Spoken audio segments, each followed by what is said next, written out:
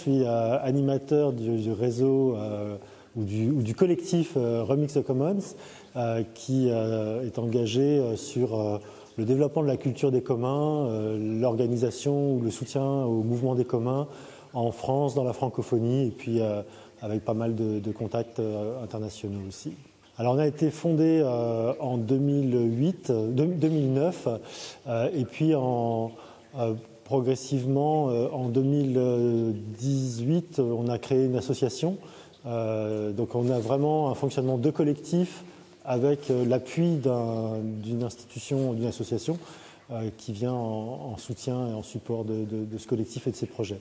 Notre mission, en fait, c'est vraiment d'appuyer le développement des communs et de travailler avec les commoners, c'est-à-dire les gens qui sont engagés dans des processus de partage, d'auto-organisation dans différents domaines, de les appuyer, de développer ensemble des outils au sens aussi bien d'outils techniques, mais aussi de méthodologie, de formes de plaidoyer aussi, de récits autour de la question des communs, de façon à ce que ça prenne corps et que ça ne reste pas simplement une grande idée très conceptuelle. On intervient par exemple dans le domaine des outils numériques, des outils d'organisation et de coordination. Donc on a développé, participé notamment, enfin on a deux projets importants là-dedans. D'une part, tout un outillage de coordination basé sur des systèmes de partage de fichiers, des systèmes des outils en fait qui sont mis qui sont rendus communs. Et ce qui est important pour nous, c'est pas seulement de disposer des outils, mais c'est de disposer d'une souveraineté sur ces outils, c'est-à-dire d'en avoir la maîtrise et de vraiment nous rendre autonomes par rapport à ça. C'est pas juste un problème d'accès à l'outil. Et puis un autre exemple, c'est dans ce domaine, c'est on participe à la mise en place. On a créé une plateforme de partage vidéo, enfin de partage vidéo au sens de conférences vidéo.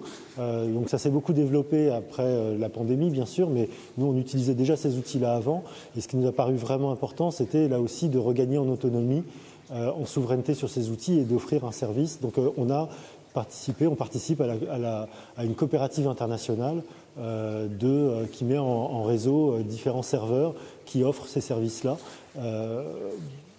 avec différents modèles. Donc ça, c'est par exemple dans le domaine numérique, mais on va aussi intervenir sur le territoire au niveau municipal, par exemple, avec tout un travail qu'on appelle école des communs au niveau des territoires, donc à développer là aussi des pratiques, des outils avec les habitants, avec leurs organisations.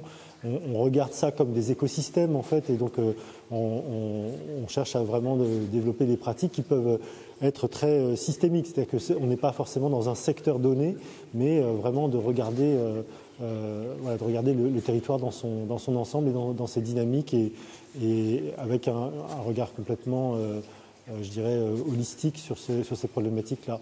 Donc ça veut dire qu'on ne regarde pas forcément des secteurs ou des champs d'activité précis,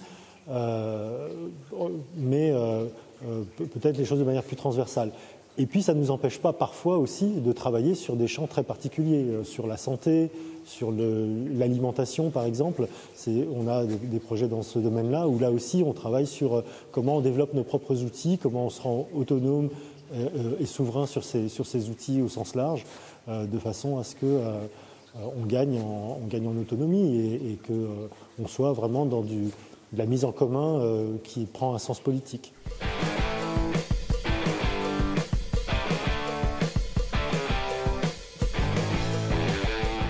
Regarder aujourd'hui la prochaine décennie, c'est pas forcément facile, mais je dirais que si je regarde ça de manière positive ou constructive, pour nous, ce qui est vraiment important, c'est que on passe au-delà du développement de pratiques et que la question des communs devienne une question qui permet de structurer une vision et des perspectives. Et ça veut dire qu'il faut qu'on soit capable d'inscrire en fait le vocabulaire, la grammaire des communs comme une nouvelle grammaire qui devient structurante pour les gens, pour les acteurs. C'est-à-dire que à 10 ans, pour nous, l'idéal, ça serait que les acteurs sortent je dirais, du mode de pensée néolibéral et pensent comme des commoners, se vivent comme des commoners, vivent cette expérience-là. Donc c'est vraiment ça qu'on essaye de faire de manière systématique aujourd'hui. Mais pour ça, pour aller plus loin, on a besoin que ce vocabulaire-là, que les concepts qui sont portés, les patterns, les modèles de mode d'action, par exemple, soient vraiment mis en pratique et s'inscrivent de manière très forte dans les activités et les pratiques qu'on développe, de façon à vraiment pénétrer jusqu'au corps et donc devenir dans ce sens-là effectivement un cadre non seulement de pensée mais aussi d'action qui prend en compte les personnes et la société dans son ensemble. On n'est pas dans un contexte où les choses sont faciles aujourd'hui et on fait face quand même à un discours néolibéral qui est extrêmement puissant auquel on se confronte, et notamment parce qu'il porte je dirais des valeurs et un discours basé sur l'idée d'efficacité, l'idée que finalement on peut résoudre les problèmes techniquement et que si on a la bonne solution, ça marchera et qu'on dépolitise en fait ces questions-là. Or, ça, je pense que c'est vraiment, c'est peut-être ça un des principaux obstacles qu'on rencontre, c'est le fait que cette idée-là, c'est une idée un peu qui paraît un peu, je dirais, de l'ordre d'une évidence, quelque chose du bon sens, quelque chose de l'ordre du bon sens, et c'est très difficile à déconstruire en fait. J'ai mis en avant la dimension outil et je dirais presque méthodologie et plaidoyer, ou en tout cas porter des idées politiques, mais en réalité elle est effectivement portée par une démarche qui est une démarche qu'on va dire d'éducation populaire revisitée. C'est-à-dire que c'est pas le mouvement d'éducation populaire des années 50, mais on revisite en fait aujourd'hui la question de l'éducation populaire et concrètement ça passe par non seulement développer des rencontres, des moments où on vit cette expérience-là, où on partage cette expérience-là, et donc ça peut être aussi bien avec des enfants qu'avec des adultes, avec des familles, vraiment dans des circonstances assez différentes. Et puis aussi, ça veut dire qu'il faut que ça soit accompagné par de la production d'outils intellectuels ou d'outils qui permettent d'apprendre, qui permettent de partager.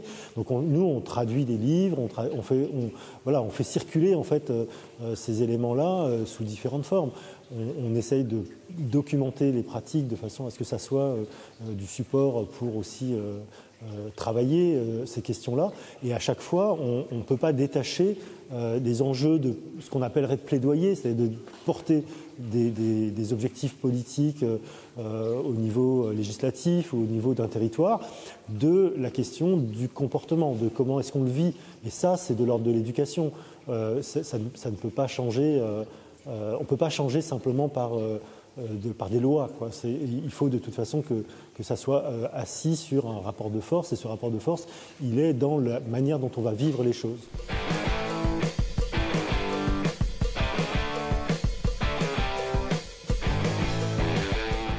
Nous, ce qu'on essaye de faire, c'est d'une part de repartir en fait des expériences qui sont mises en œuvre par des collectifs sur le territoire, et de regarder assez précisément à l'intérieur de ces expériences-là qu'est-ce qui fait commun, qu'est-ce qui fabrique le lien, le liant entre les choses. Par exemple, aujourd'hui, on travaille dans le domaine de l'alimentation avec des organisations dont ce n'est pas forcément l'objet direct, mais dont on se rend bien compte que c'est quelque chose qui est un peu invisible en fait dans leur activité, mais qui est vital. C'est-à-dire qu'au fond, s'il n'y avait pas cette activité autour de l'alimentation, que ce soit je ne sais pas, dans une manifestation, toute la distribution d'alimentation à travers la restauration, les buvettes, des choses comme ça, ou que ce soit dans des lieux plus permanents où l'enjeu de l'alimentation va être un moment particulier de l'activité. En fait, c'est souvent des choses qui sont secondaires. Et d'ailleurs, quand on parle des communs, le commun, c'est aussi ce qui est l'arrière-cuisine, d'une certaine manière. Eh bien, en fait, on se rend compte que ces éléments-là sont vraiment vitaux, ils font sens en réalité, ils portent les dynamiques. Et donc, ce qu'on cherche à faire, c'est à rendre ça visible dans les territoires et à constituer autour de ces questions-là des infrastructures qui vont être gérées en commun ou qui vont être, je dirais, pas seulement gérées au sens d'une gestion, mais qui vont être gouvernés en commun, et donc sur lesquels on va avoir non seulement prise pour les organiser, en organiser le fonctionnement, mais aussi regarder comment le flux de valeur en fait va traverser ces espaces-là, ou va permettre de nourrir en fait cet écosystème, et comment on va avoir prise réellement sur ces objets-là comme des objets qui sont des ressources vraiment structurelles du milieu en commun. Le territoire, pour nous, c'est l'espace dans lequel ça se produit. Et donc, le territoire n'existe pas en lui-même. Il est la construction qu'on essaye de faire avec cette démarche-là.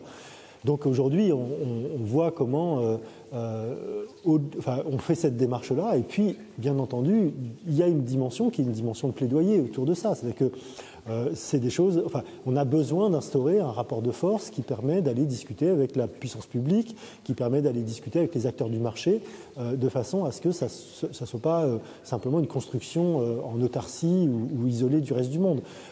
En fait, c'est à cet endroit-là que se jouent les interactions entre ce qu'on produit ou ce qu'on défend et la question du territoire et comment on veut voir le territoire.